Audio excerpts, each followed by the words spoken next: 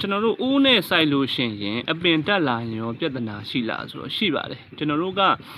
စပစ်ကိုဒါမျိုးပေါ့နော်ဦးနဲ့စိုက်ကြတော့မယ်ဆိုလို့ရှိရင်ကျွန်တော်တို့စိုက်ထားတဲ့စပစ်ပင်ရဲ့အရွယ်အစားနဲ့ဦးနဲ့ကလိုက်ဖက်မှုရှိရမယ်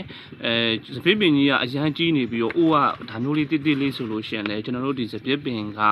အမြင့်ကောင်းစာ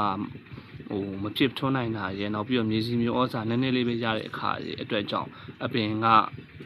တအားကြီးမအောင်မြင်နိုင်ဘူးပေါ့နော်အခုကျွန်တော်ဆိုလို့ရှိရင်ဒီမှာအပင်ကဒီပန်းရောင်ခိုင်းကိုထိုးပြီးစိုက်ထားတာဖြစ်လို့အကြောင်းမလို့အိုးကကြတော့ဒါမျိုးလေးကျွန်တော်တေးသေးလေးနဲ့ပဲစိုက်ထားတယ်အပင်ကြီးဒီလိုမျိုးကြီးအမြင့်ကြီးမြင့်လာပြီဆိုလို့ရှိရင်တော့ကျွန်တော်တို့ကအိုးနဲ့အိုးကြီးတာကိုပြန်ပြီးတော့ပြောင်းမိဖို့လိုအပ်တယ်သူအိုးနဲ့သူ့ဘယ်နဲ့လဲရမယ်အိုးဖြစ်ရမယ်နောက်ပြီးတော့စပစ်ပင်ရဲ့အမြင့်တွေကကြတော့ဒီအောက်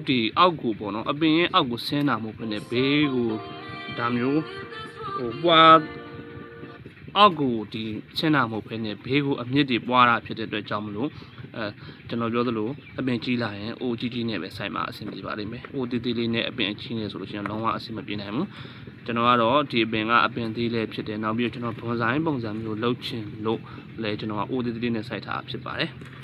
ဟုတ်ကဲ့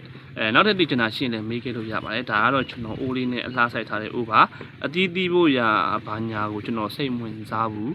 ကျွန်တော်ကအပင်ကိုဒီလိုမျိုးလေးအိုးလေးနဲ့လှလေးထားချင်တဲ့သဘောပဲရှိတယ်တီးတာမတီးတာကကျတော့ကျွန်တော်တို့မှာအလောက်ကြောင်တော့